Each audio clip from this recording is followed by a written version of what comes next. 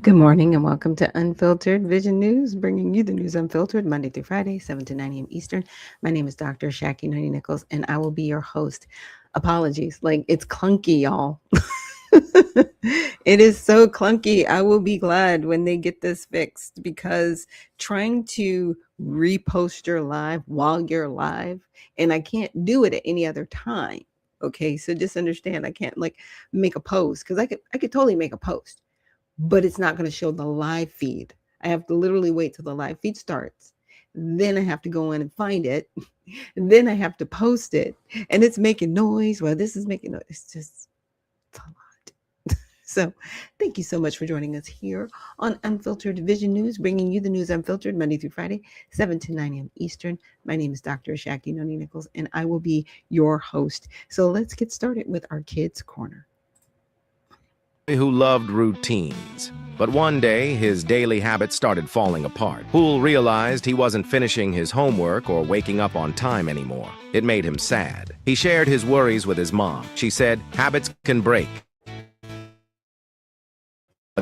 They can also be fixed." Poole decided to start small.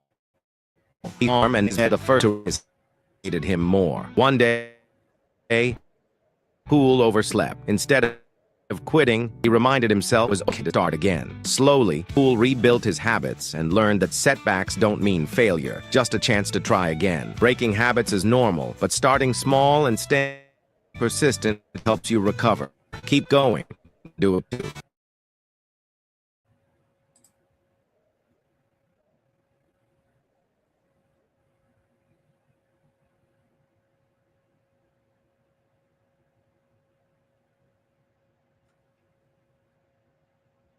Okay. I was like, is there more? It kept starting and stopping so much. I definitely apologize. But yeah, starting small and steady and making sure that these changes that you are involved in have a lasting impact, right? Because it's one of those things, and I know we've all been there. I've been there. It's like, oh, I want to lose this much weight.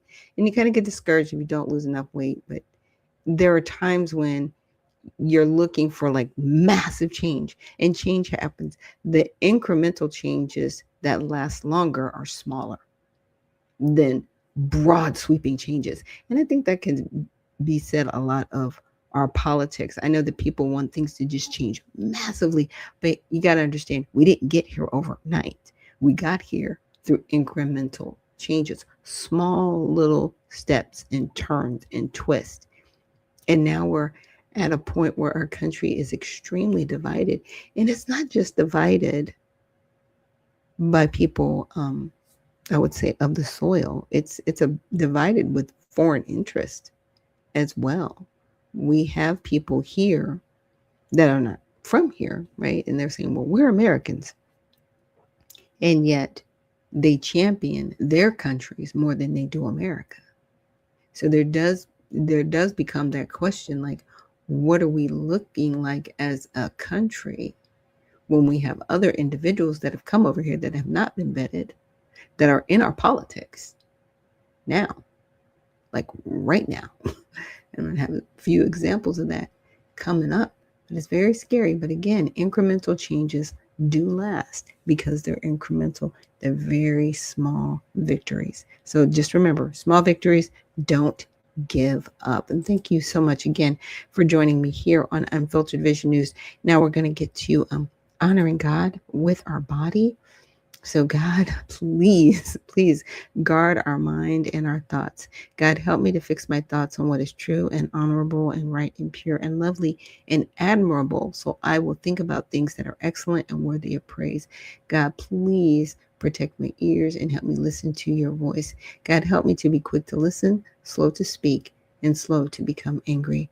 God, please protect my eyes from sin's damage. God, I make a covenant with my eyes not to look lustfully. God, please speak life over my mouth. God, set a guard over my mouth. Lord, keep watch over the doors of my lips. God, please help my hands to serve generously. God, help me to do good to everyone, and especially to those who belong to our family in the faith. And God, please protect our reproductive organs and help us to honor you, God, with purity. God, help me to honor you with my body.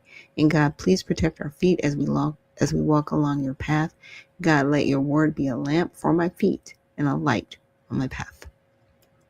So thank you guys again so much for joining us here on Unfiltered Vision News as we get into some more of the news of the day. And we're definitely going to review the State of the Union address that happened last night. For those of you that caught it or didn't catch it, we will definitely touch on the highlights and also look at the counter State of the Union address that they called the People's State of the Union address, which is interesting. It's like, okay, you're not going to go to the presidential State of the Union, which is official. You're going to have an unofficial address and you're complaining, but you're really not pushing for any real change. You're just going to complain about what you don't like. And I think that's politically, that's what we've become. We've become a nation of complainers and not a country of people who want to turn things around. And I'm not saying that the turnaround isn't happening. I think the complaining is generating the turnaround. I'll put it that way. And at the grassroots, I see it happening. I'm really hoping to see it happen at the state and local levels, all the way up to the federal level, because it is time for change. So let's get into our first video. Now, I wanted to look at the Georgia State Board of Elections. Now, again, they are just coming back into session. So a lot of what's happening with some of these conversations we see is from their last session going into this session. Now, know that they are not located in Atlanta. They're in Winder. Winder, Georgia is about, I would say about 45 minutes to an hour north of where Atlanta is, because I used to live up that way. So I know where Winder is.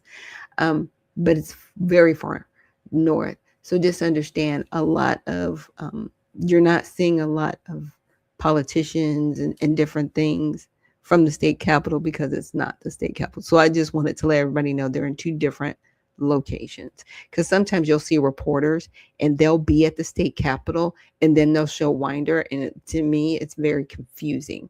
It's like, why aren't you doing this from there? Oh, you probably don't want to drive an hour. But different topic. So let's check this out.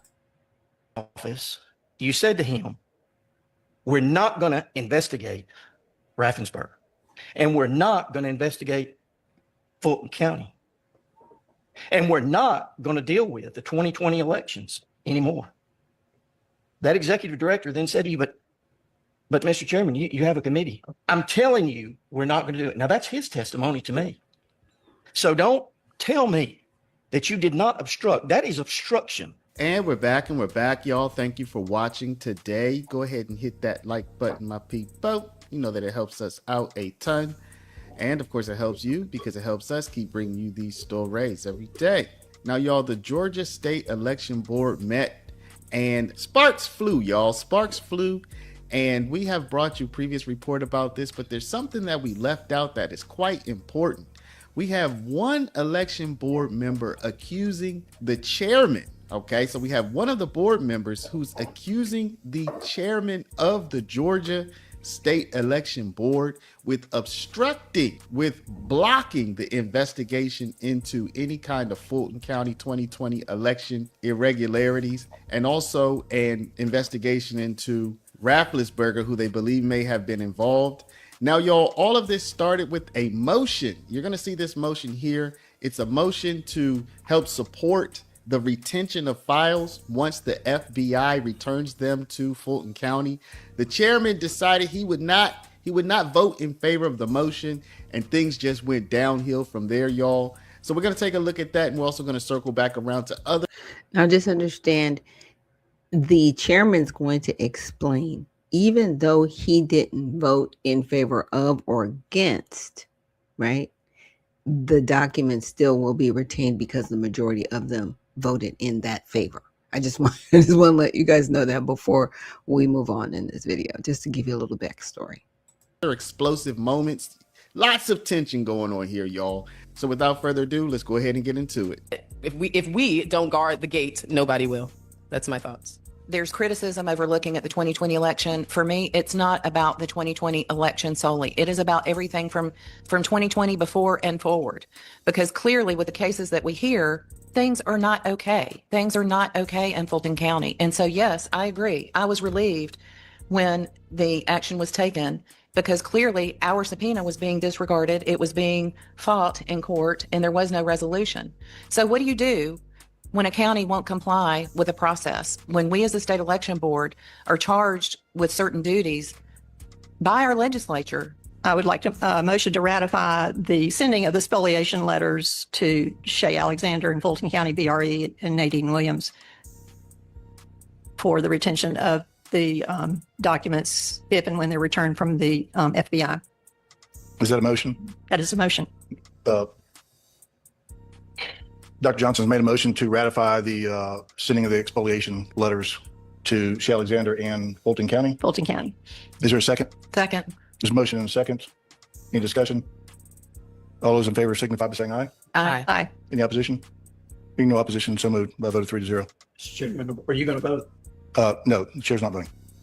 Okay, I just noticed you voted a couple times, several times yesterday, and actually made a couple of motions Well, I on voted. things, but you don't want to vote on this. I just want to make sure it's kind of an important measure. I voted when a quorum was needed or when there was a case that I felt was so outrageous that it deserved significance. Typically, this chair does not vote. You know that. I rarely ever vote on anything unless I specifically want to make a point on a particular case or if it's required because I don't have a quorum available. So that's been my policy, longstanding policy. So Right, but so you said typically you don't vote unless there's something outrageous. So you don't feel this is outrageous one way or the other in regards to if the documents come back, when they come back, whether or not this committee should pursue. the majority of the board has spoken on this. There's no reason for me to vote on this. I have not opposed it. I have done as I've always done, which is stay silent on almost every issue that comes before this board. So there you saw the motion to retain the records, and you also saw that the chairman did not vote, and that caused consternation among at least one of the other board members who felt that this was such an important vote that the chairman should have gone on record with a yay or a nay, y'all. It's like, yo, if you're for it, be for it. If you're against it, be against it. And as you will see here, that led to allegations that the chairman is actually obstructing any kind of justice for Fulton County, y'all. Let's take a look. Mr. Chairman, I'm gonna have to take issue with that. And the reason I'll take issue with that is because I spoke with, we've only had 2 executive directors. I'm one, we had one before me. In researching the Rossi Moncla case, the former executive director shared with me that he went into the Secretary of State's office during that time period. You then turned to him and you said to him, "You can't come in here." He said, what do you mean I can't come in there? You can't come in here. Into the Secretary of State's office, your executive director. You then went into the office, according to his testimony. When you came out of the office, you said to him, "We're not going to investigate Raffensperger, and we're not going to investigate Fulton County, and we're not going to deal with the 2020 elections anymore." That executive director then said to you, but Mr. Chairman, you have a committee. I'm telling you, we're not going to do it. Now, that's his testimony to me. So don't tell me that you did not obstruct. That is obstruction. When you tell your executive director that he cannot come into another government agency. Now, what this board decides to do is the will of the board, but you don't have a right to say that. Now, you have a right to choose as chairman whether you want to vote on any measure. But, Mr. Chairman, I think you were entirely wrong to tell that executive director he couldn't come in. What was being discussed so important that your executive director could not follow you into the Secretary of State's office and talk? Well, your allegations are false. Okay. Your allegations are false to begin with. I told him that I did not want him attending that because I wanted to know what I was getting myself into. This was the very beginning of my tenure as chairman here, and I wanted to have a private conversation with the representative of the Secretary of State's office to find exactly what I was getting myself into when I took over this. Because after I took over, I heard multitudes of negative comments about me being associated with this board. Okay. I want to find out what I was getting into from their standpoint. And that was the sole conversation that took place. That'll be confirmed by Ms. McGowan, who's a part of that conversation. What you stated happened afterwards did not happen. And you won't find anybody that will confirm that happened because nobody heard that happen. It did not happen. I did not tell him that. I deny it, and I don't care what you say. Smile all you want to, but it did not happen. Well, Mr. Chairman, you have, there's always two sides to every story, and we have to take you at what you're saying today. I also would say that the former executive director, Mike Cohen, I do not believe for 1 second that he lied to me. And I believe he probably has recorded testimony somewhere that will probably stand behind that. We're going to get an update on your boy, Nathan Wade. Remember, he was supposed. Okay, so we'll stop it there. And I will definitely have this linked in the repost. But yeah, things get a little hot and heavy at the Georgia State Board of Elections. That's very interesting because I can understand him wanting to meet with Raffensperger to see what he's getting into. But I would rather have somebody in there with me to corroborate anything that was said, right? So it couldn't be a he said, she said situation, which is just what happened. It's hearsay, right? It is hearsay unless there is a recording of the conversation. I like video and audio mixed together, not just video with no words or just audio without video. So things are in proper context. But it's going to be interesting to see how far this goes and if they will demand any type of investigation of the chairman with these allegations, because that's an allegation, and it could set precedent. But that was years ago. So why are we just bringing it up now? That's the question. There's always these, it's like a situation of convenience. In a way. Now, I wanted to get to some top topics on X that I wanted to go over with you guys that I came across. And one was very interesting. It says the NAACP declares Black America under attack in Trump era, draws conservative pushback. Well, it's interesting because now you have, and this is just my opinion, within the Black community, there is a pushback on legacy agencies like the NAACP because at the grassroots level, a lot of people have not seen the NAACP actually support Black Americans. They support the Democratic Party and the Democratic Party agenda, but they do not support Black Americans. Just because you're a Black American does not make you a Democrat, period. And there, to my knowledge, I don't know of any Black Republicans even in the NAACP.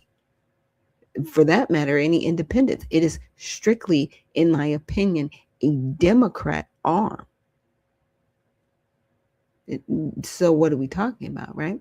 So on February 23rd, 2026, the NAACP released its State of the Black Union report, accusing the Trump administration of eroding healthcare, economic opportunities, environmental protections, and voting rights for Black communities. When did these things happen? What are you talking about? I've not lost my voting rights. I voted in all the elections. I did not have a problem here in Georgia. What are you talking about? Oh, you know what you're talking about? You're talking about the illegals that are here that you keep trying to shuffle into the Black community and protect them. Why? I don't know. I really don't know. Citing specifics like potential loss of coverage for over 170,000 Black adults and 7.2 Black unemployment rate. Okay. Prominent Black conservatives reject the claims as fear-mongering, with Williams praising Trump's policies on jobs and safety, while others question the NAACP's silence on issues like the 2020 riots and immigration impacts on Black neighborhoods. That's right. Because when you call them out on that, they're like, wait, what? What are you talking about? We're talking about all of the illegal people, humans, that were, when they came here, they were dumped on Black communities. They weren't put in communities where people that they could relate to. They weren't put in those communities because you know what those communities said? They didn't want them. So you again dumped them in the Black communities and said, deal with it. Oh, and also deal with the fact that we're going to help all of them over you. Oh yeah, we're going to give them thousands of dollars a month in food stamps, in housing, in cash aid. We're going to make sure that they get everything that they need over you. While we tell you we're going to do we're going to revive the, HR 40 study for reparations. You did all these things. NAACP. Really? And this is what you do. You come back and you're like, we aren't getting what we want. You guys are a failed institution.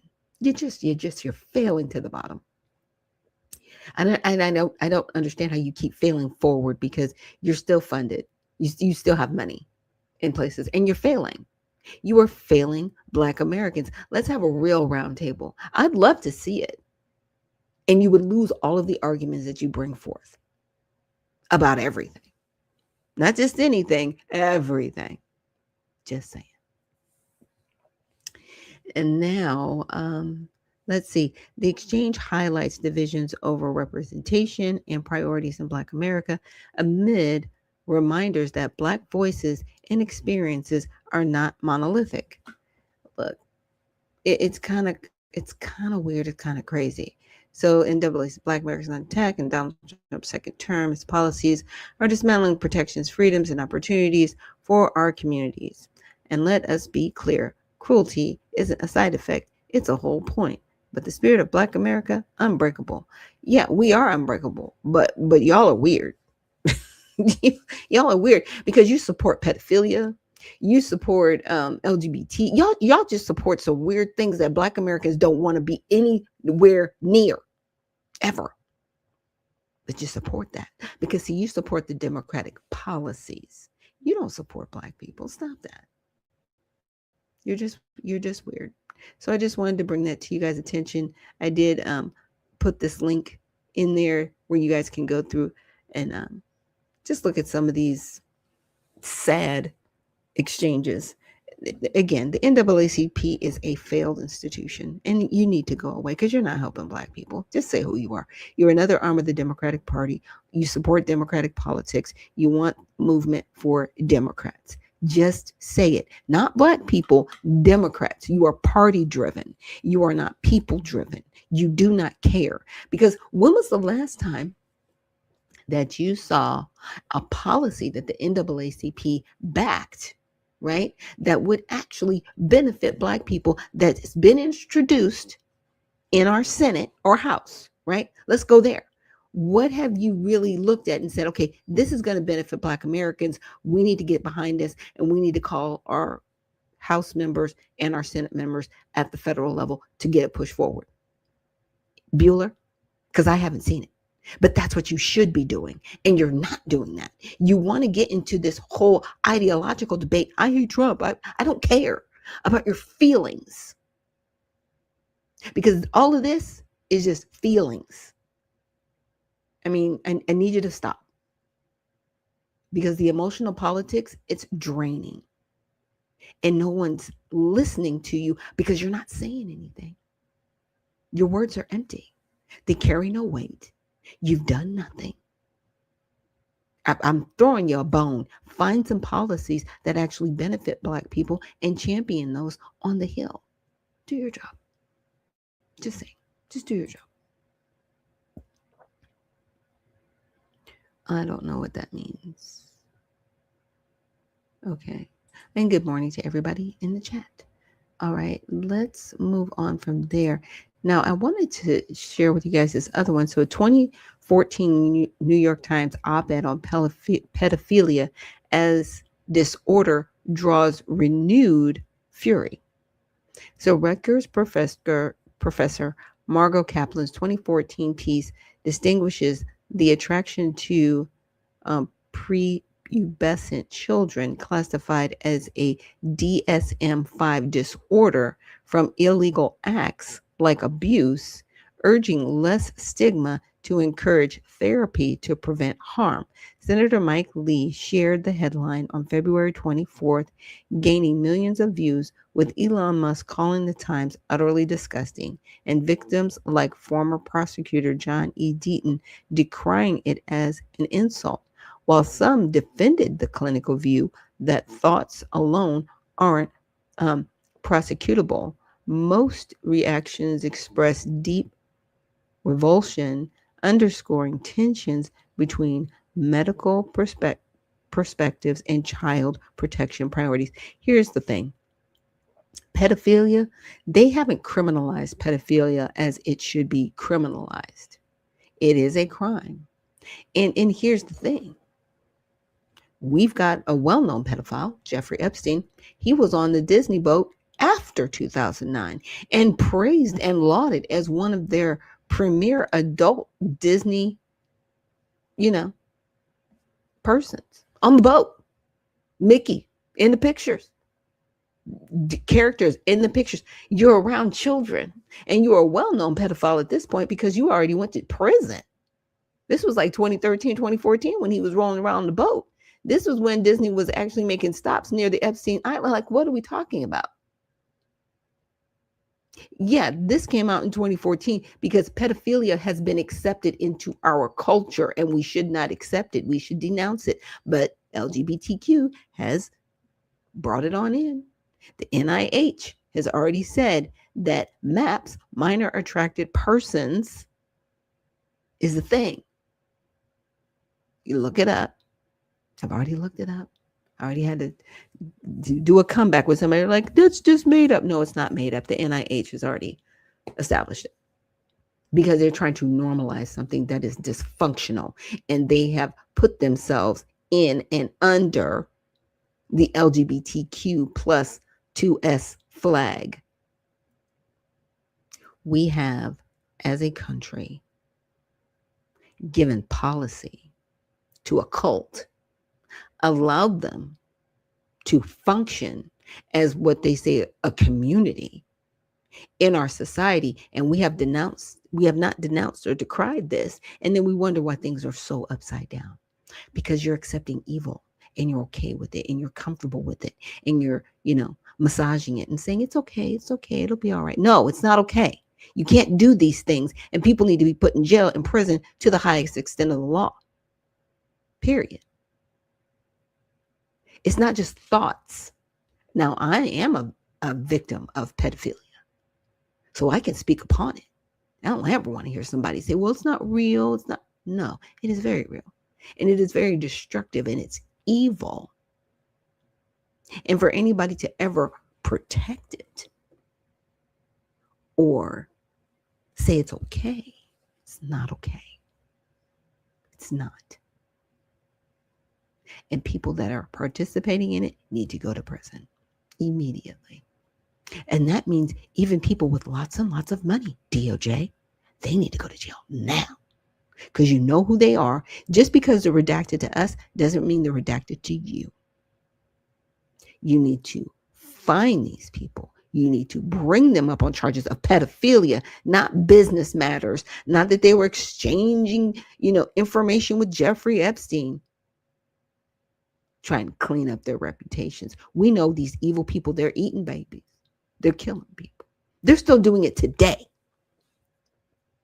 See, the files and the emails are the things that we've known about that happened in the past. They're still happening. They didn't stop. And they're getting away with it because you know what? Our congressmen and women support them, allegedly.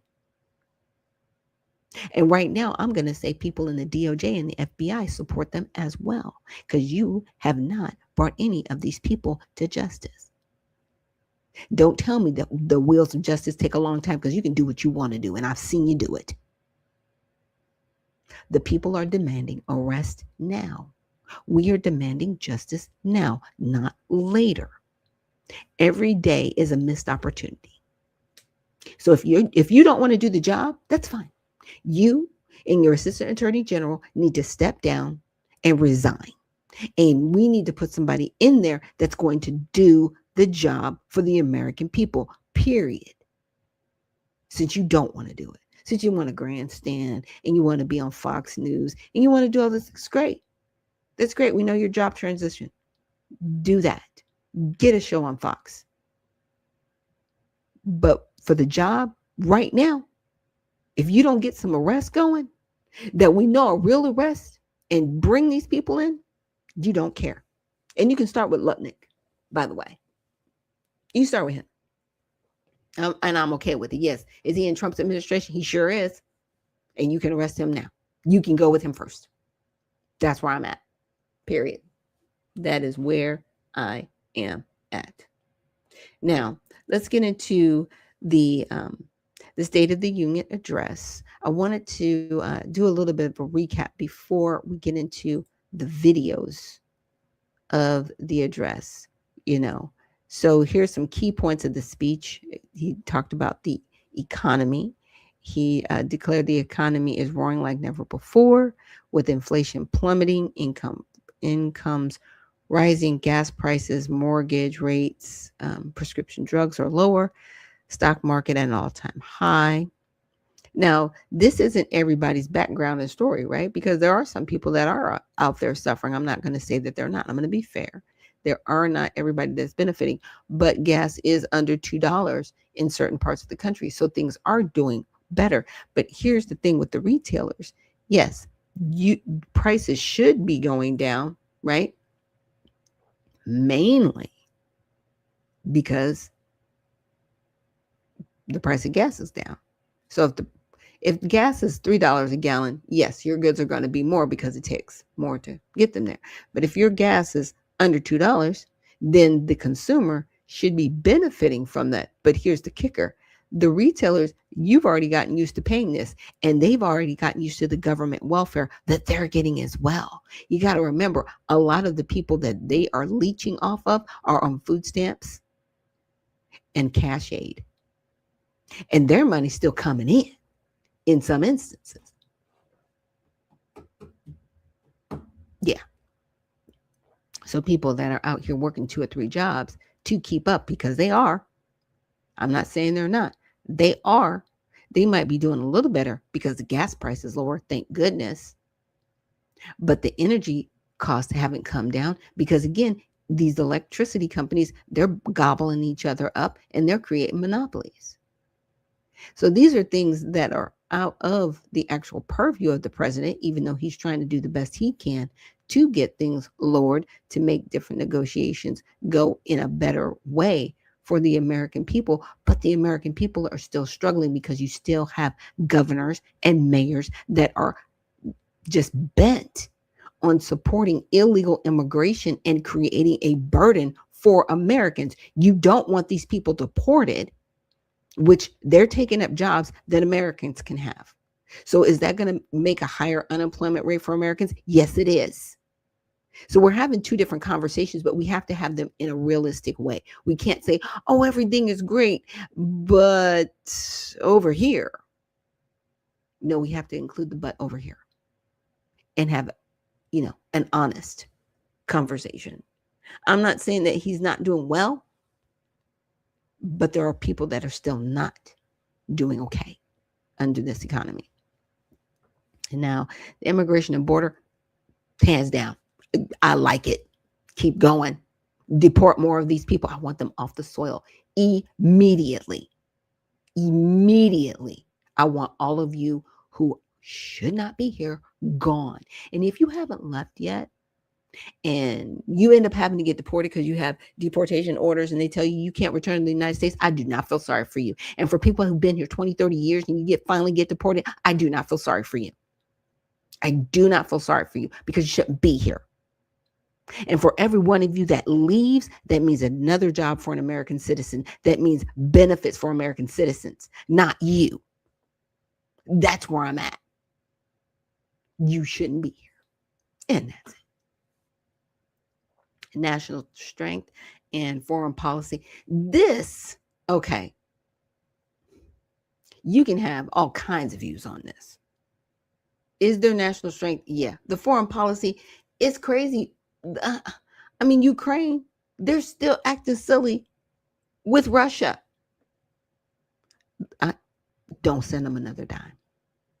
Don't have another meeting with Zelensky. Let him deal with this on his own without any support or help. Since he wants to, keep rocking with NATO, and let him do what he needs to do.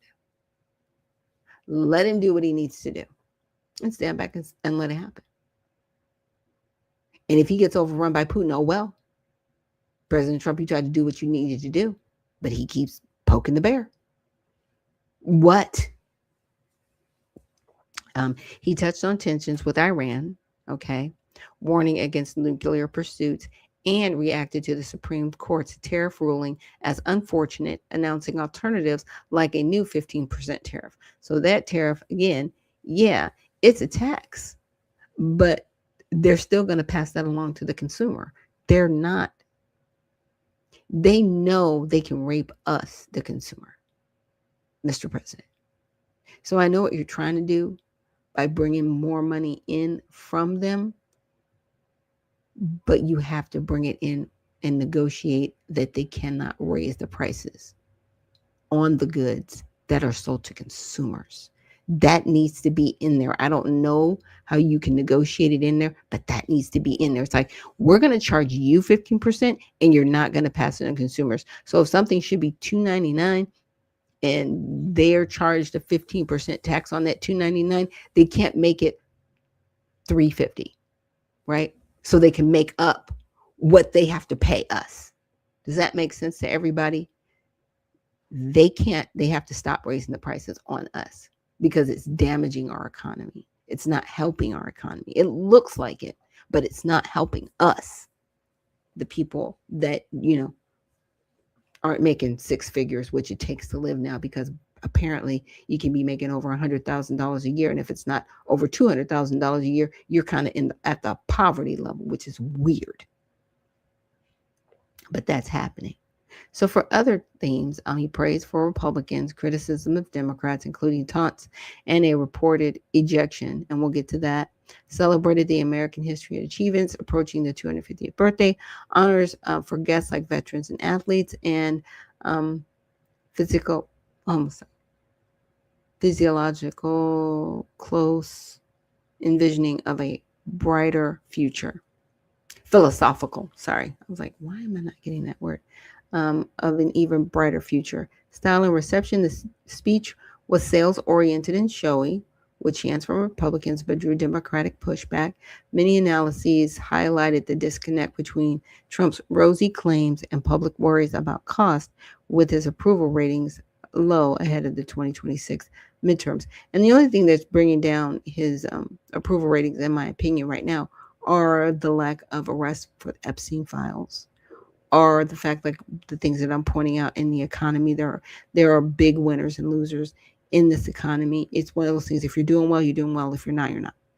There's no in between. And it's very difficult to see people struggling. But at the same time, you've got cities and states that are demanding that illegals stay here, and that they are given money in the budget and that burden to put on taxpayers. This is wrong. Even in New York City, they're actually upping the tax on tips. So the tax on tips, it already has a cap. I think about like $8,000 or so you can claim, right, to lower your taxable income, right? Well, they're taxing it at the state level. So it's like the people that would have benefited can't. And the weird thing is the state goes, see, you're not saving any money. You're taking it, and you're taking it for illegals. Like, I need people to put this together. Stop voting these people in office. Stop it. Please stop voting them in office. And then you want to turn around and say, help us. Well, we can help you. Don't put them in office. Put a person in office that actually wants to do the job and do right by you and respect you as a constituent. Right now, the Mandani buyer's remorse, I'll say it like that, is in full effect. And he wants a $127 billion budget filled with DEI programs that's not going to help anybody. He has no respect for his police officers. So when you lose most of your police force, sir, and you think you can send out social services for crimes that are happening, and then when the criminals actually start to overrun your city, which I think is your end game anyway, who's supposed to come in and help you? Because at that point, you are going to have to bring in like the National Guard.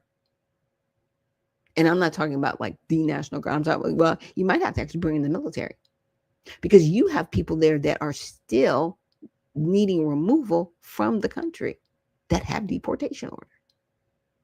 But you want free health care for people here illegally. Did a whole commercial with AOC. She's sitting down, she's talking Spanish. You're like, I can't speak Spanish. She is. And she's saying, regardless of your immigration status, childcare is free for you. Stop giving people's money to people who shouldn't be here. You are harboring illegal aliens when you do that. Why you are not in prison yet, I am waiting to see. Again, it comes back to the DOJ. Do your job. Okay. So sorry for the typo. Brief recap of the People's State of the Union. And this was hosted by Joy Reid. I wanted to give, at least some even commentary. It was a counter event and rallies organized by groups like Midas Touch and Move On Civic Action. They held on the National Mall outside the U.S. Capitol on February 24th. And I appreciate it because it's cold up there right now. I mean, they had snowstorm and everything. So they were probably standing in 30-degree weather. So I respect that. You guys were not in a tent. I hope you had heaters and all that good stuff because that's cold. And I'd say that's dedication. So it was hosted by former MSNBC anchor Joy Reid and Katie Fang, who framed it as a platform for truth and real stories from Americans impacted by Trump's policies, in direct contrast to what they describe as lies, gaslighting, and delusions in Trump's speech. The event lasted over 3.5 hours, featured Democratic lawmakers, activists, federal workers, immigrants, and everyday people sharing personal accounts. So here's my issue. You're sharing all these personal accounts. What's the policy that you want to see changed? What do you want to see happen? It has to be more than abolish ICE. Well, abolish them how?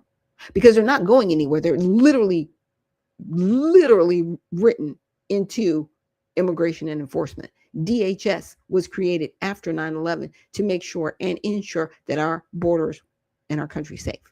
So what are you talking about? Now you can make updates to the law, but they're not going anywhere.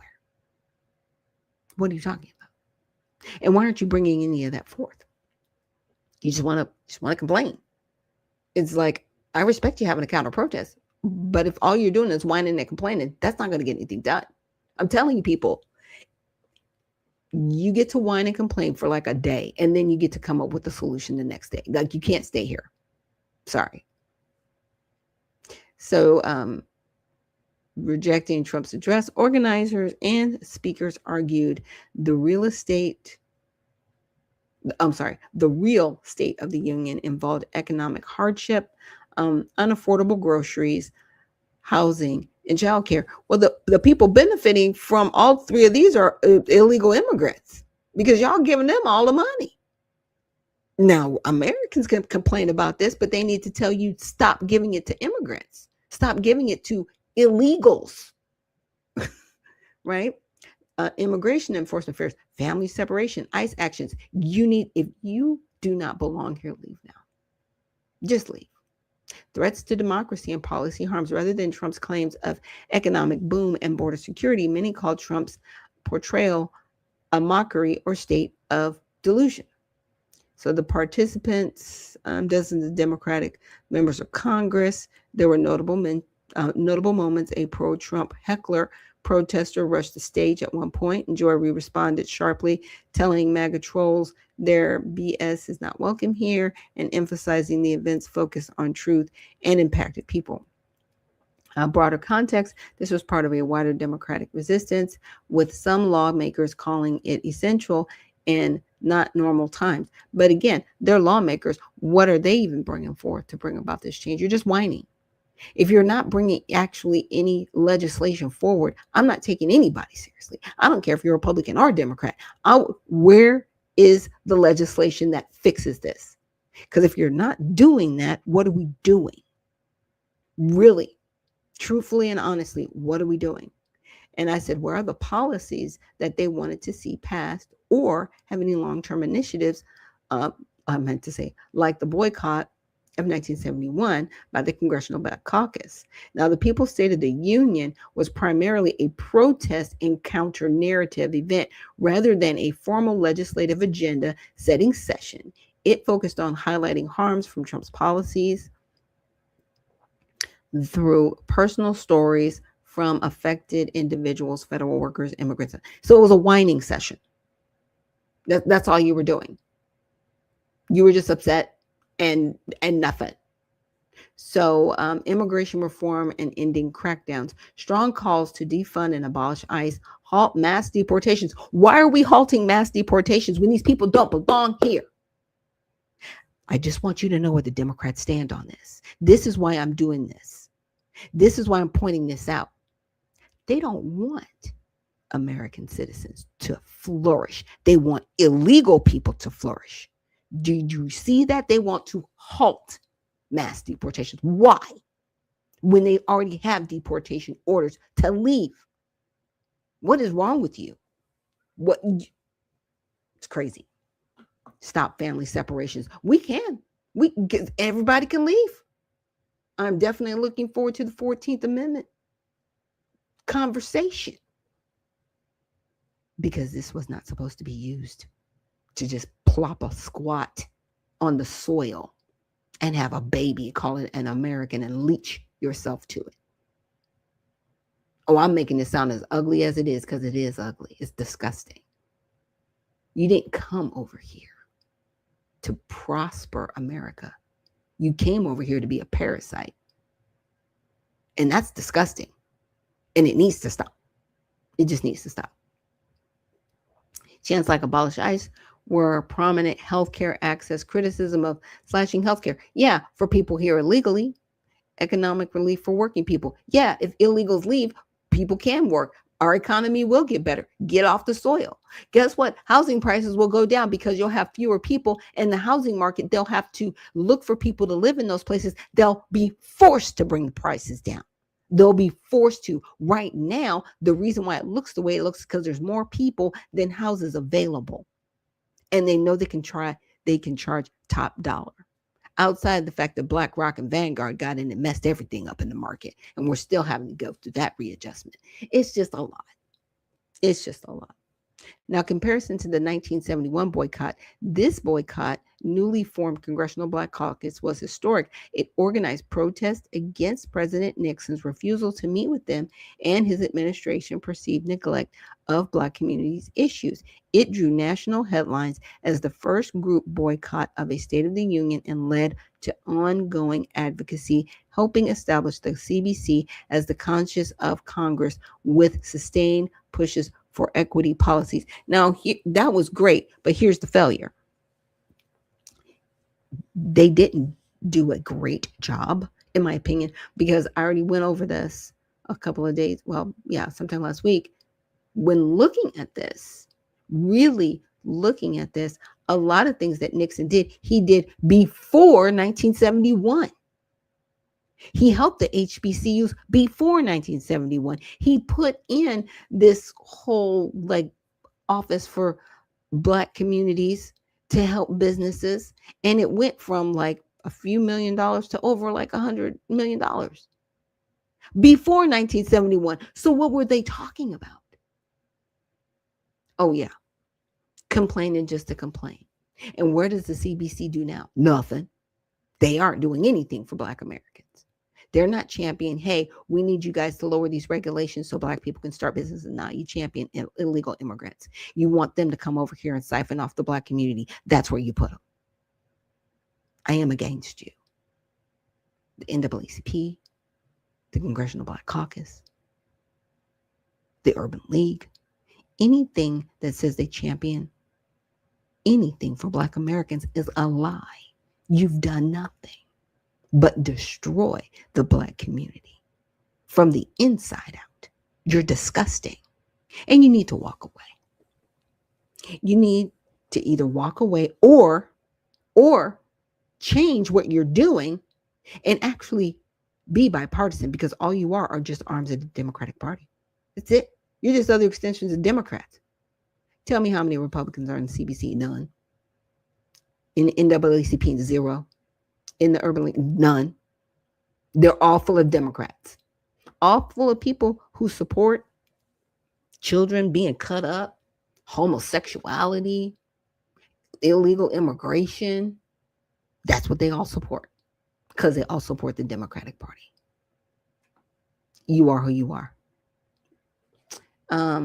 So I did ask her to give me a summary of clips. So I will make sure to post this link for you guys. You'll have it so you can go back through the links. But let's look at some of the highlights from last night.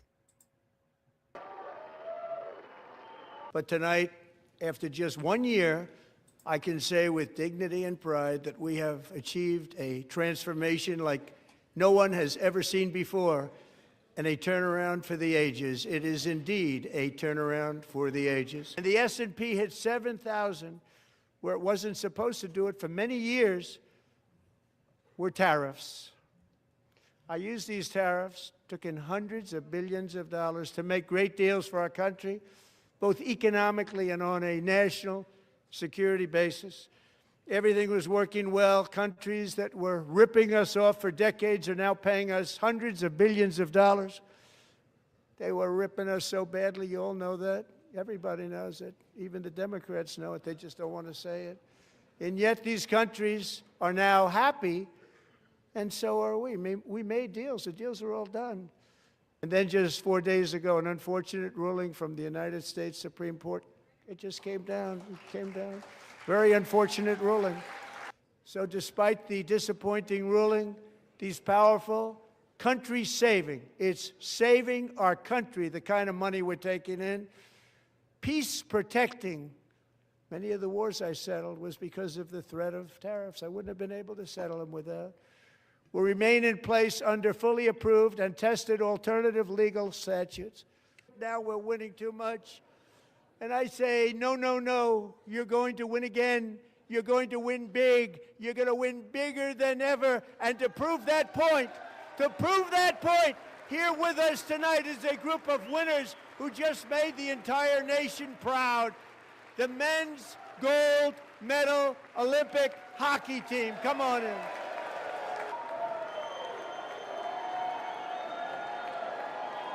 The members of this great hockey squad will be very happy to hear, based on their vote and my vote, and in this case my vote was more important, that I will soon be presenting Connor with our highest civilian honor, which we will be given and which has been given to many athletes over the years.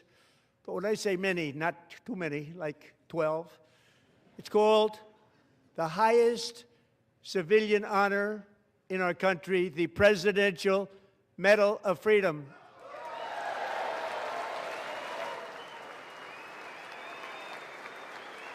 But when it comes to the corruption that is plundering, it's plundering America. There's been no more stunning example than Minnesota, where members of the Somali community have pillaged an estimated $19 billion from the American taxpayer. Oh, we have all the information. And in actuality, the number is much higher than that.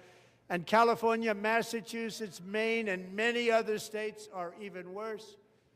This is the kind of corruption that shreds the fabric of a nation, and we are working on it like you wouldn't believe. So tonight, although started 4 months ago, I am officially announcing the war on fraud to be led by our great Vice President J.D. Vance. The Somali pirates who ransacked Minnesota remind us that there are large parts of the world where corruption and lawlessness are the norm, not the exception. Importing these cultures through unrestricted immigration and open borders brings those problems right here to the USA. And it is the American people who pay the price in higher medical bills, car insurance rates, rent, taxes, and perhaps most importantly, crime. We will take care of this problem. We're going to take care of this problem. We are not playing games. Many, if not most, illegal aliens do not speak English and cannot read even the most basic road signs as to direction, speed, danger, or location. That's why tonight I'm calling on Congress to pass what we will call the Delilah Law, barring any state from granting commercial driver's licenses to illegal aliens. If you agree with this statement, then stand up and show your support. The first duty of the American government is to protect American citizens, not illegal aliens. That's right. Isn't that a shame? You should be ashamed of yourself not standing up. You should be ashamed of yourself. That is why I'm also asking you to end deadly sanctuary cities that protect the criminals and enact serious penalties for public officials who block the removal of criminal aliens. In many cases, drug lords, murderers all over our country, they're blocking the removal of these people out of our country, and you should be ashamed of yourself.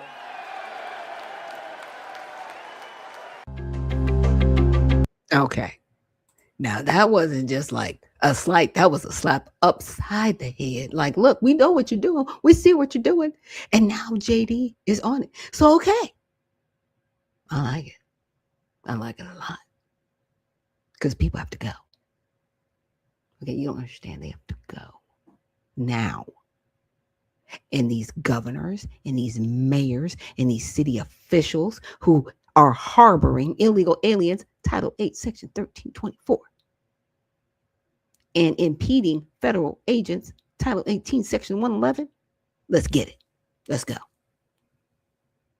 Today. People need to be removed from the soil. They do not belong here. And I'm okay with that. Let's see. Let's get to some of these comments. Uncle Coolwater, thank you so much for joining us and reposting the stream. And Sweet Sister, thank you so much for joining us and reposting the stream. She said, real talk. Brother Muko says, Grand Rising. Good to see you, Brother Muko. I haven't seen you in a while. And Sweet Sister says, definitely looking forward to the 14th Amendment. Yes. I'm not sure what I'm talking about. Let's see. Games. They are playing right now in our faces. This is a sick. Okay. And Owen Holmes, thank you so much for joining us. You say blessed. Thank you so much.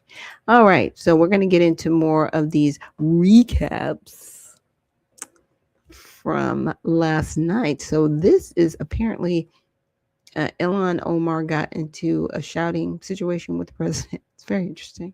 Let's see.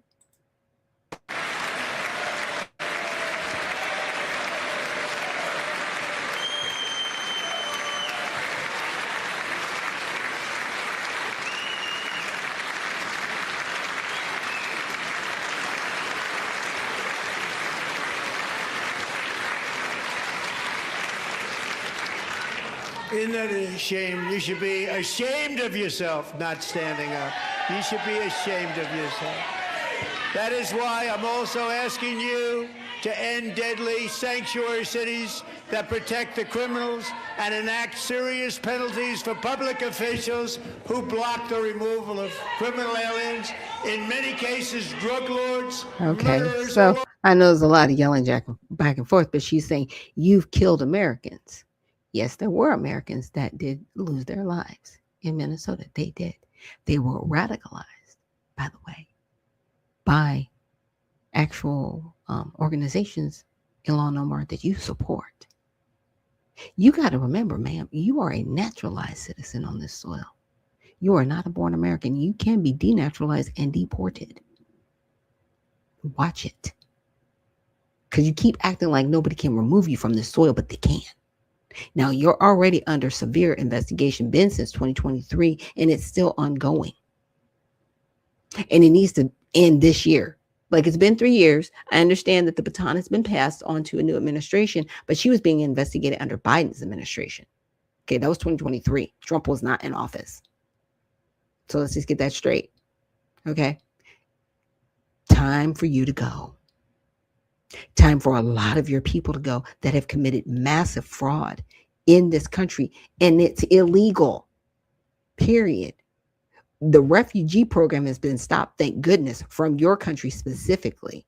Okay, so nobody else can come over here, and they're removing the ones that are already here that just got here. Okay, and I'm good with it. Go back. Find another neighboring country to go through to and terrorize, because that's what y'all do. You're not coming here to assimilate. You're not coming here to live among us and actually be respectful human beings. You're not doing that. The majority of your people, I would say maybe 2% of your people are being respectful out of the 200,000 that are here. So maybe like 1,800, 2,000 are cool. But the rest of y'all got to go. Seriously. It needs to happen. Over our country, they're blocking the removal of these people out of our country, and you should be ashamed of yourself.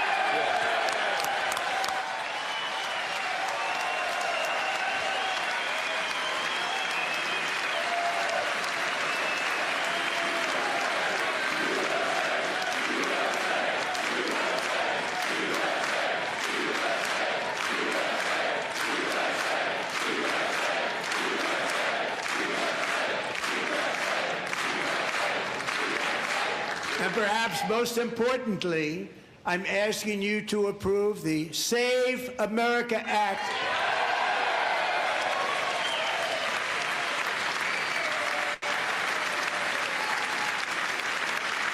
To stop illegal aliens and others who are unpermitted persons from voting in our sacred American elections. That cheating is rampant in our elections. It's rampant.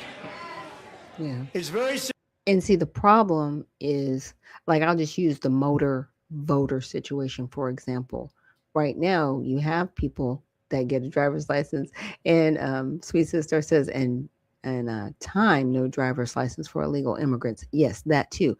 But he's talking about the CDLs. But CDLs, driver's licenses, it needs to be illegal for all of them. And here's why. Because in a lot of states, they have what's called a motor voter. And we went over this yesterday, where people are automatically registered to vote, even if they don't fill out a registration to vote. They're put on these rolls, right? So even if they don't physically vote, how do we know somebody didn't cast a ballot on their behalf in their name? And these people, it's just here in Georgia, for example, they were also called to be in jury duty. And some of them came forward and said, look, I am not a citizen. Why am I getting this summons to go to jury duty? Oh, because you have a driver's license. See, and that's the thing. They should never get a license. Bad enough to give them an ID, but their ID card should say not a U.S. citizen. Expires in whatever time their visa expires. And that's it. That's easy. That's an administrative easy. Okay? Because if they don't have naturalization papers when they come to get an ID or a driver's license, they're here illegally. And you put on the back of their card that says not a U.S. citizen. Real big bold letters right on the back so everybody can see it. No more driver's licenses because they should not be driving here ever. It's a privilege. It's not a right. Now, if you want to go back to your home country where you're a citizen there and you can apply to drive, hey, do your thing. Do whatever you want to do in your country, but you're not going to come here and abuse our laws.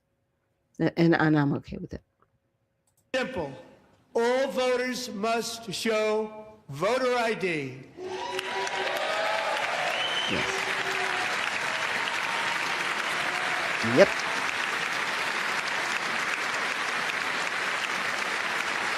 And see, they're mad because guess what? Bob, who now calls himself Susan, can't vote.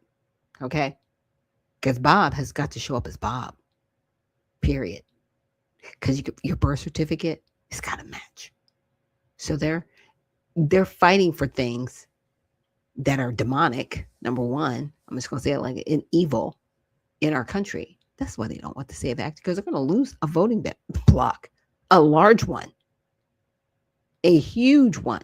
Because if somebody shows up from another country with their certificate of birth from that country, that's fine. But if they do not have naturalization papers that link it up, and then they're not found in the naturalization system as being a citizen of this country, they're not going to be able to vote. Local elections, right? That affect their local community, county, state, or federal elections. None of them. They shouldn't be voting in them now. People go, they're not voting in them. Yes, they are. Yes, they are. And it's being found everywhere. I'm telling you, Georgia's a bellwether. When they find out all the fraud that's been happening in the state, it's going to be mind-boggling.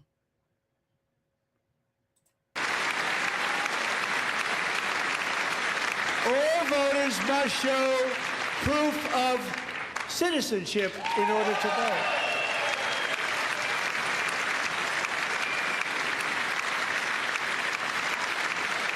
And no more crooked mail-in ballots except for illness, disability, military, or travel. None. And this should be an easy one. And by the way, it's polling at 89%, including Democrats. 89%.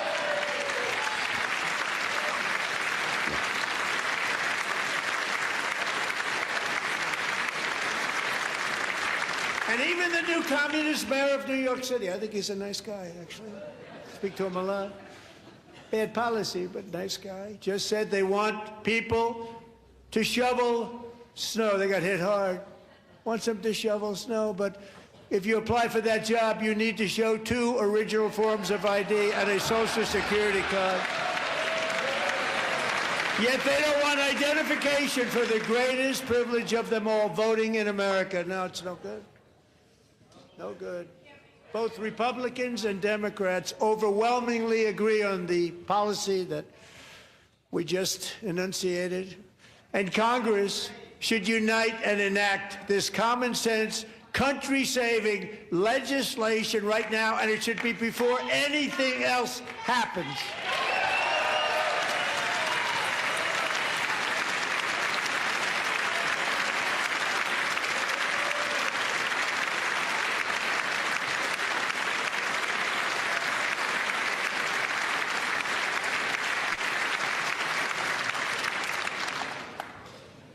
And the reason they don't want to do it, why would anybody not want voter ID? One reason, because they want to cheat. There's only one reason. They make up all excuses. They say it's racist. They come up with things you almost say, what imagination they have. They want to cheat. They have cheated. And their policy is so bad that the only way they can get elected is to cheat. And we're going to stop it. We have to stop it, John.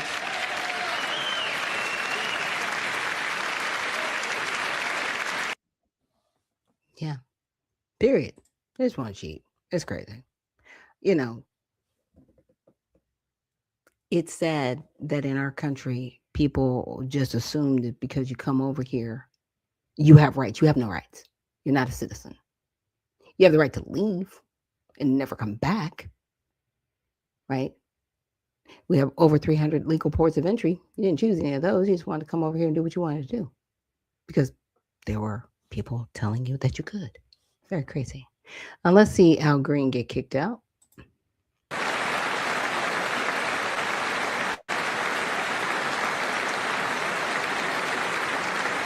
When I last spoke in this chamber 12 months ago, I had just inherited a nation in crisis with a stagnant economy, inflation at record levels, a wide open border, horrendous recruitment for military and police, rampant crime at home, and wars and chaos all over the world. But tonight, after just 1 year, I can say with dignity and pride that we have achieved a transformation like no one has ever seen before, and a turnaround for the ages. It is indeed a turnaround for the ages.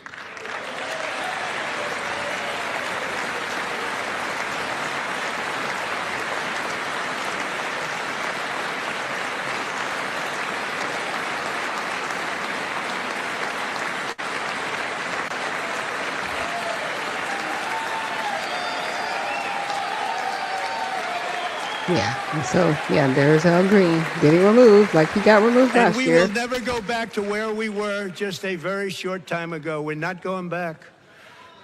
Today, our border is secure.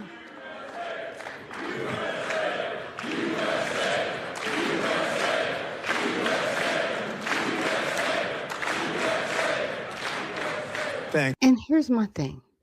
If you don't like what the president is doing, then come up with comprehensive legislation to fix what you think is wrong.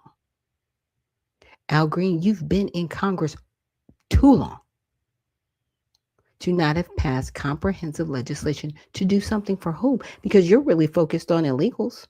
You're not focused on Americans doing any better. You're not. You whine and complain and you lift up your cane. You make, a fool of yourself, unfortunately, in situations like this, to say he's just not. Stop whining and start doing your job. I don't care whether you're Republican or Democrat. Do your job. When Biden was in office and the Republicans were like, well, shut up. Do your job. It's called policy. Write proper legislation that helps us. That's your job. Period. All right. So let's get to this next one. And this is the counter People's State of the Union address that was done, I guess, at the Lincoln Memorial, as I read for you guys in my little recap. And it was done by Joy Reid, and it was put on her channel. It was also presented under the Midas Touch channel as well. But this is a clip that I got where there's a heckler. I guess he comes up and disrupts the House representative that's speaking. So let's check this out. On tonight, and we are going to start with one of the true fighters in the United States Senate and his very important guest. So please put your hands together for Senator Chris Murphy and Thursday Gonjavi. Thank you. Good evening, America. I want you first to give a big round of applause to my guest, refugee and immigrant advocate from Connecticut, Thursday Gonjavi. Say hi to Thursday. Okay. Okay, she's everything but a naturalized citizen. Why? It's just disgusting to me. It's disgusting. Stop it. If you are not a U.S. citizen, you shouldn't be participating in politics, period. Period. Now, you can advocate with somebody who's an American citizen, but we need to stop this. We need to stop allowing people who are not from America to get into our politics. Why don't you go home to your own country? Why aren't you there fixing up your country? And why are you over here destroying ours? That's the bigger question I have. So I am not at the State of the Union speech tonight because Donald Trump is making a mockery of this great institution, and he doesn't deserve an audience. I'm not at the State of the Union speech tonight because these are not normal times, and Democrats have to stop behaving normally. And I'm not at the State of the Union speech tonight because you're not going to hear about the State of the Union. You are going to hear lie after lie. You are going to hear attack after attack. You are going to see grandstanding. The true State of the Union is this. This union is in crisis right now.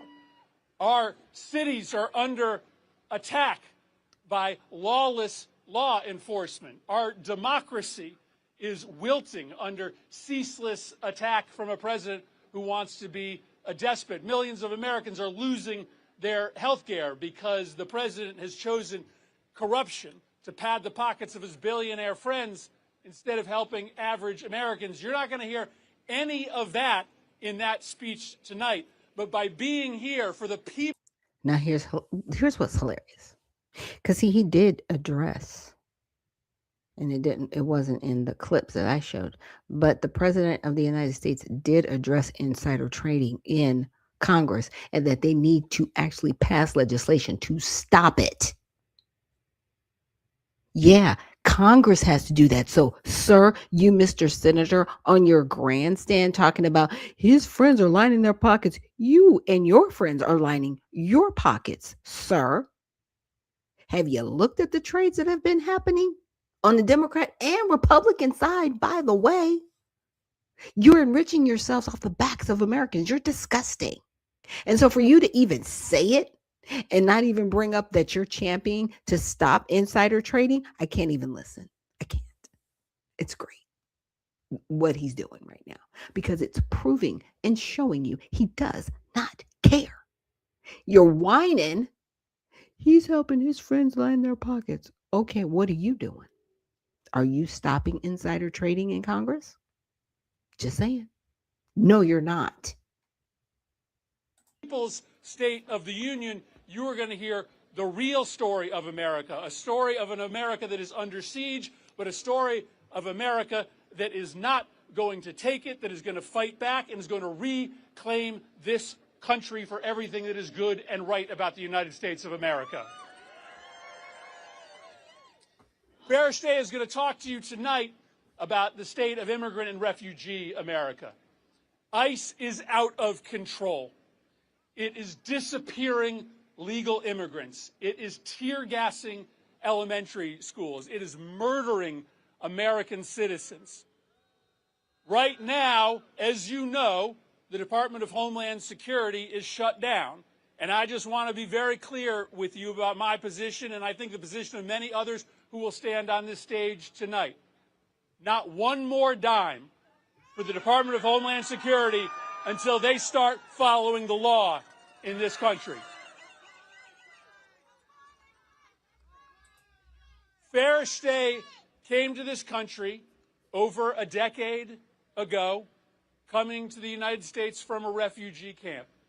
She told me just off stage that this is the moment. This is the reason that she came here to the United States, to speak truth to power, to explain the trials and tribulations that every immigrant, that every refugee goes through to get here, and to press this country to... The border! I stuck at the border. Go Trump! Go Trump! Hey, Murphy, Right, you're scumbag. thanks, man. Thanks, buddy. There's gotta be Listen, one. guys.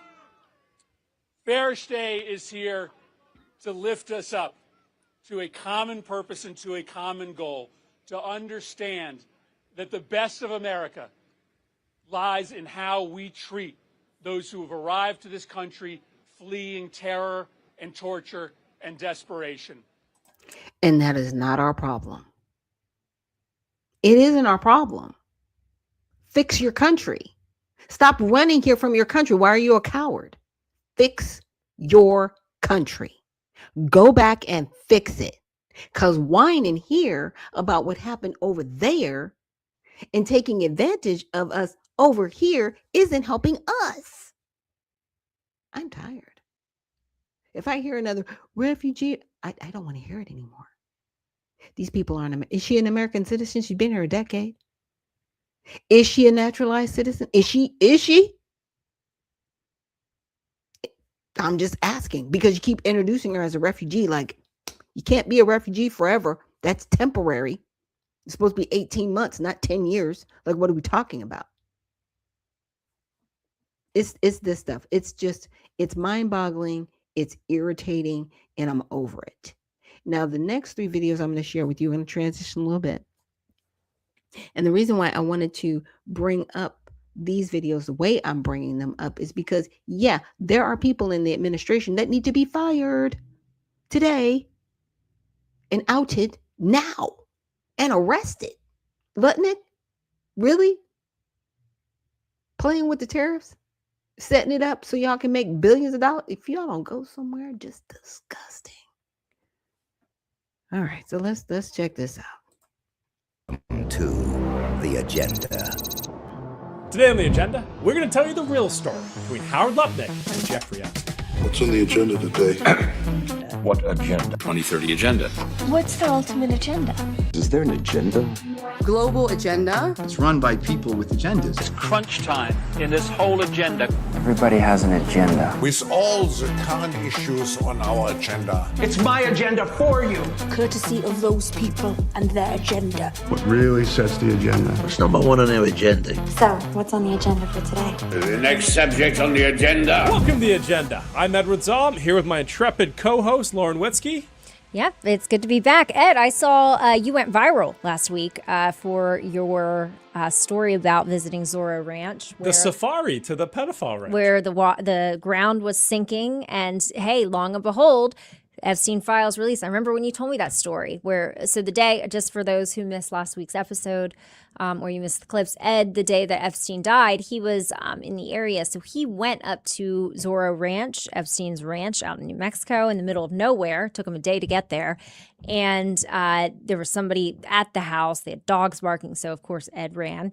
And they ran through the garden area. And he said that the ground was sinking. Like somebody had just dug it up like at one point had dug it up. You know how you can tell when ground just isn't solid, like it's been dug up. And that story went viral after the Epstein files released, showing that, hey, it's possible that they did bury 2 bodies. Yes, and look, that ranch, he bought it not just because it was in the middle of nowhere, but it's because he could get away with anything out there. Yes. And has. I mean, according to the accounts of Annie Farmer and Maria Farmer, 2 of the first victims to successfully come forward to the FBI, he was not just having sex parties out there. He's doing little hunts, little adventures. He'd bring women out there so they'd be isolated, and then they could never say no. Yep. And did it say no? They could find themselves in the afterlife. And that's a question today. I think much of the Epstein files, Lauren, people are wondering, okay, why does it matter? Why is everyone focusing on this? Why are they blaming President Trump? Kid to kindergarten, allegedly, this is the story. And he survived the day of 9/11. So did his sister, who who always showed up to work that day too, but claimed that she had a cancellation that day, so she stayed in bed, never missed work. So the Lutniks stayed home and everybody else died. And his behavior, it's just so weird. It's like the fake crime. Here is his interview after 9/11. The head of Cantor Fitzgerald, Harold Lutnik, just happened to be out of the office that day that the terrorists struck. Mr. Lutnik was taking his son to his first day of kindergarten. Now he says he has a very different view of business and life. He spoke to our business correspondent, Terry Keenan, earlier today. We are really focused on trying to make sure that our 700 families who lost a member of their family are taken care of. And so I spent the day yesterday and part of the day in talking to our insurance company. Our insurance company, CNA, told me that they would, well, they told our guys, they didn't tell me, and then they told me that, that they were willing to treat this as an accidental death, which means that they would double the policy for all of my my victims upstairs and all of us, and so that added $35 million to that group upstairs. But the sad thing is, so $35 million sounds like so much money, but if you divide it by 700 people, it's only $50,000. It's not enough to. So that's why we need to work on our foundation. Yeah, and you've set up that foundation. We'll give the information to our viewers. Explain the needs of these young families. Many of your traders were just in their 30s. We've got the average employee we have is around 33 years old. So they're just married. We have probably a dozen women who are pregnant with babies who just lost their husbands. We've got lots and lots and lots and lots. We must have more than 1,000 children, 1,500 children who've now lost one of their parents, and they've lost the breadwinner that makes all the money. So we are dedicated to raising money for our foundation, which will go to take care of and try to help the victims of this horrible tragedy and try to make their lives a little easier, whether that pays for, health insurance for a long, long time, or gets them some extra money, or makes their lives even this much easier. I mean, that's what we're doing, and that's what we're driving for, and it's called the Cantor Fitzgerald Foundation. And anyone who can make a donation to it is going to help a lot of people who really, really need it. Dare you look into the people who were the victims of such a tragedy? No, we have to, because it changed our country. Yep. All right. Our empire is the way it is because of the war on terrorism. Yep. All right. And interview right after 9/11 where he's like fake crying in the camera, where he's like, oh, like we're only getting $50 million in insurance money, so we're launching this foundation. So he and his sister launched this foundation, or he makes his sister, I don't know, a chairman on it or something like that. Her name is Eddie. Weird name, Eddie Lutnik. So they launched this foundation allegedly for the 9/11 families. But right after he gave that interview, he cut off all the paychecks to all the 9/11 families. Like he cut off everybody's paycheck. He cut off their health care, their insurance, everything 2 days after 9/11. Like they hadn't even confirmed these people were missing or dead, and he cut off their paychecks. The guy is a psychopath. He's stone cold killer, and he's fake crying on the TV. But anyway, so they launched this foundation, and this also ties back into Ghislaine Maxwell. Ed, take it away. So the big tie-in is Eddie, the one with the funny name. She was also picked to be on the board of the Terramar Project. Now, a lot of people are like, what the heck is the Terramar Project? Well, Ghislaine Maxwell decided that she was not going to be safe in England or the United States. She would only be safe if she was able to create a fictional ocean nation out of thin air and then start issuing passports for it. So this is called the Terramar Project. She's a helicopter pilot. She's a submarine driver. She also is the commander of a nation in the ocean. And so this Wait, relative. What? Hold on. Wait. So the foundation they launched for the 9/11 families, Eddie. Well, also on the board of the Terramar Project. Now, and if it was aside from the thing that Terramar did, it would already be a red flag. I mean, you have someone that's been appointed to the board of now a convicted sex trafficker, an abuser of children. Right? This is already a big deal. But then you have to start looking at what that foundation was used. We know Jeffrey Epstein had many different passports, one in Austria. There's reports. And in this video, like I said, I just wanted to establish like Lutnick's relationship to Epstein and Ghislaine Maxwell. I'm like, and you're working right next to Trump, and Trump is just letting you be there. It's just, it's exhausting. Because if you don't fire him, it's like this silent agreement that you're okay with him being there. And yeah, I'm pretty sure as the day is long, allegedly, he participated in what was ever going on the island because he, all that happened.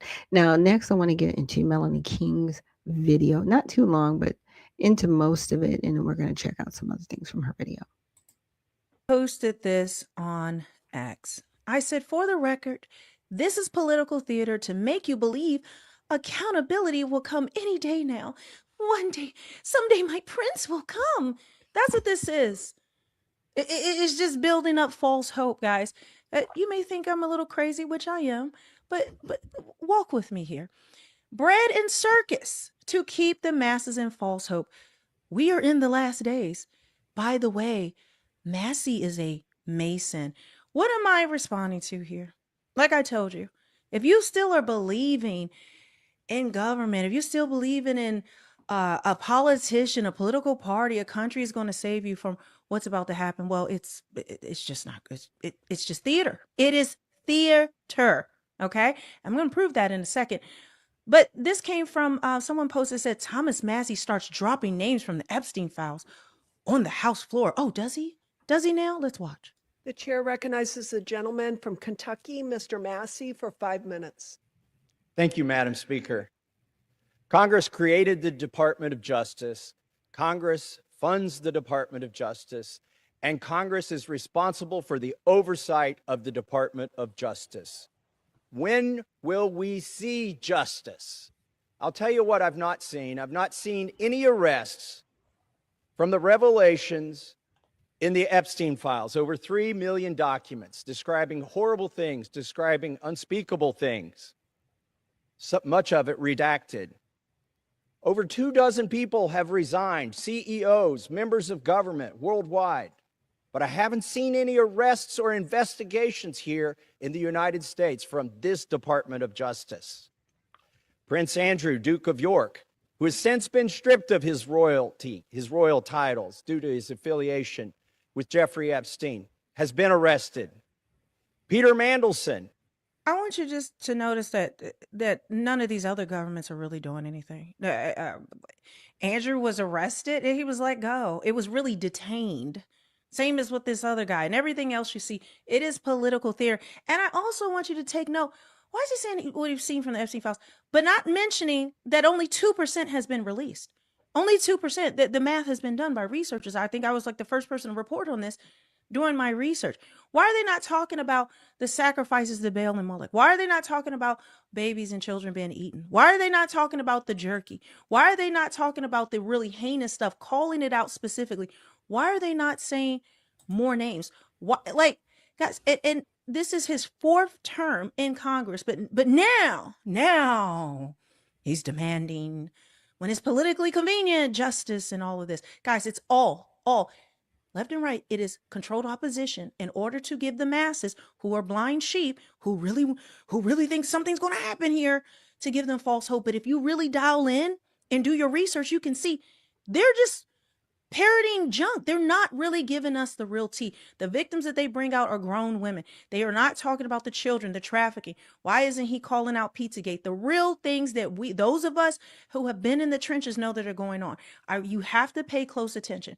This is, again, bread and circus. Bread and circus.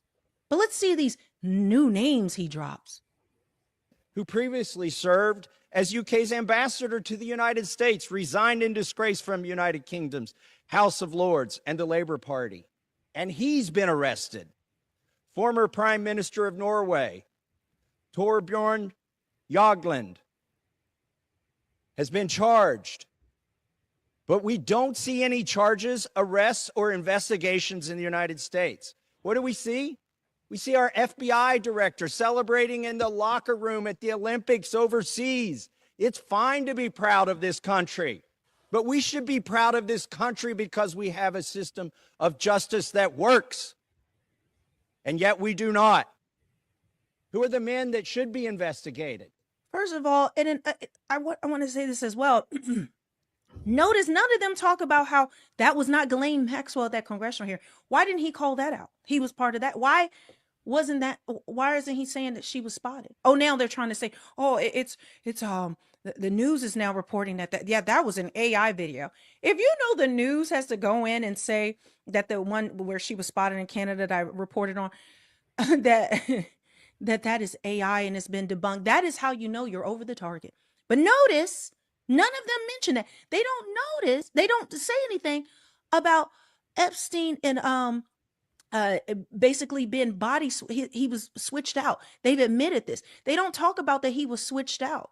They don't mention the real in-depth things. This is surface level stuff. I'll name them right here. Leon Black. You don't even have to see past the redactions to see that this man needs to be investigated. Jess Staley, accused of terrible things. It's right there in the files. Why is he not being investigated? And Leslie Wexner, why did the FBI list him as a co-conspirator in their own documents in a child sex trafficking case and then tell him, according to him, that they had no questions for him? Why is that?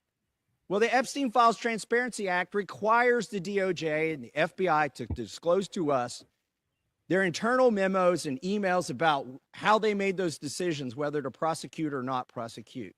Yet they have not delivered those memos. And we still don't have the memos and documents and emails from 2008 to explain why Jeffrey Epstein was given such a light sentence in what would have been an open and shut case of child sex trafficking, which allowed him to go back and recommit these terrible crimes, create hundreds of more victims, and ensnare so many other people in his conspiracy. Where are those documents that describe those decisions? We need justice. We want the Department of Justice to get to work, and that's what they need to do now. Sure there, brother. But one of the main things that, everybody's rallying behind Thomas Massey because he's not accepting money from AIPAC because that's the devil. Like, guys, I've told you, we wrestle not against flesh and blood. And that is such a low-hanging fruit psyop that I don't even know where this came. Like, it is such a low-hanging fruit psyop. But even that, guys, do you understand that they're playing games? They are playing games right before your eyes. He'll go out and they'll rally behind him for that. But if you unpack the layers, what's really behind it? Let's get into Thomas Massey. Everyone thinks he's the good guy. I'm just going to show you how fucked up this shit is. We don't have a good guy. Sorry for the language. There's no good guys. He's a Demolay. That is a Masonic youth organization linked to the Knights Templar. And you're saying, okay, what's the proof on that? I got to see something. Okay, well, here's the proof. Demolay itself congratulated Massey on his 4th term in Congress. And since they congratulated him, that is straight from the source. There's a black and white image. That's his original Demolay class. So who was Massey before Congress? He was knee-deep and transhumanism.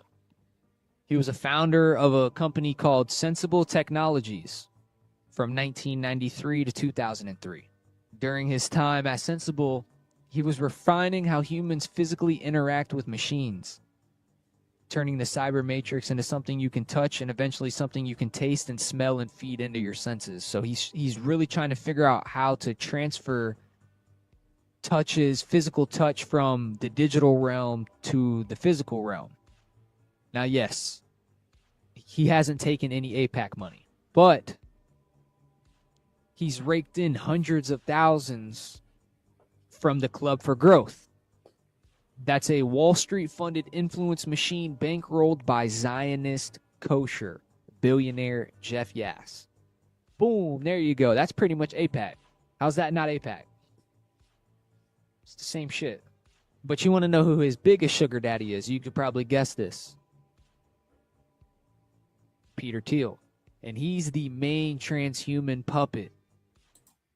Now, here's the interesting thing about Peter Thiel. He's always talking about the Antichrist and all these things. He also claims to be a Christian. He also is in a long-term relationship with a man. So he's a sodomite, claiming to be a Christian and is a transhumanist. I mean, all the things. And chasing after the Antichrist all at the same time. Running around the White House. Oh yeah, he's running around the White House right now, Mr. Thiel. By the way, behind Palantir's dystopian surveillance grid, and that's his boss. So you might be having questions about Demolay. Now that cut that off. It's a clip from a longer podcast. I'll try to remember to link it below. But why did I play that? Okay, because I'm not playing into the APAC and Zionists and all these other games. This is what they're all using to kind of create this opposition, but it's controlled opposition. Guys, I told you, like people, they have people, everyone like a dog on a bone. This is the problem. It's Zionists, it's APAC, it's all of this. That is what we're fighting against. And now look at our hero who has risen up, who is going to fight all that. It is all political theater. It's all political theater. That's why I've never gotten into it, because I knew it from the beginning. God told me, you need to forget all that. You focus on the things that I tell you to focus on. You focus on the word of God. Because with all that I see, with that, I keep telling you guys, I have said it was like you have to have this discernment and really just start if you really dig deep in the weeds, not just the top line things people are saying and the outrage and people fighting online and you took money from there and he took money from there and look, he's really fighting for truth. He's really fighting for accountability. No, they're not. It's just games to keep the sheep asleep on the real thing, on the real things that are happening that I have told you we are in the last days. How come Thomas Massey isn't speaking on the nearly 20 laws that effectively end freedom of speech that are being legislated right now in Congress, bipartisan, led by Josh Hawley, Lindsey Graham, Amy Klobuchar, and I forget the other Democrat. They're all in agreement with this. Even bringing in celebrities to, and they're drumming up all of this, these cases where children are really being harmed online. Yet you have the Epstein files where we know children are being eaten in grape soda, and they're eating jerky, essentially human meat or baby meat. I don't know, but then nothing is being said about that. Nothing. They want to keep our children safe online. This is how they're ushering in digital ID for the safety of children, because there's all these online predators that children are being exposed to, and they're trying to bring up all these lawsuits and cases and really push this narrative. But that is what people are being distracted with by all of this. This is why they only release 2% of the files to keep the chaos going. This is why they raise up the controlled opposition, so that we don't see these things. Because essentially, tell me, how is it that he wants justice? They want justice for the victims in the Epstein files. Again, they never bring up the children. I want to say that. But they want justice for the Epstein files, even though we know children are being trafficked, which they also don't bring that up. So they don't really care about the children. So they want justice for that. They claim they want justice for that. But then they are silent when they see an obvious psyop that is essentially going to force all of us to be, in order to get online, you are going to have to present an ID, not just using social media, but to get online at all. And I've shown you those laws that are being legislated, and not a single one of them are giving any pushback. They're not saying anything. And most of these heroes that are now, the opposition, they are dead silent about that. What have I told you? The thing that's the top line, the thing that the news is talking about or the top podcasters are talking about, what you have to do is, yes, you can look at that, you can see it, take it with a grain of salt, but you have to remember, whatever they're pushing out in front of us, there is something behind the scenes that they are working on that they are not talking about. You need to see what they're silent about. Okay? And that's how I know all of this stuff is theater. All of it is theater. Because if they really cared about the American people, that is what they will be targeting, because that affects all of us right now. If they really cared about the children, they will be talking about this. If they really cared about us, they would be talking about the things that are about to put us in a digital prison, ushering in the 2030 agenda. None of them have anything to say about Elon Musk saying that by 2030, that there'll be no more cell phones, as well as the Nokia CEO, that everything will go to the Neuralink in your brain. They don't say anything about Elon Musk saying with AI, we are summoning the demons, that we told stories that God created us, but we're creating God. And then you have like Christians online celebrating because Elon Musk says, I believe the teachings of Jesus. Really? It's just that easy. He's so close to being saved. Do you know?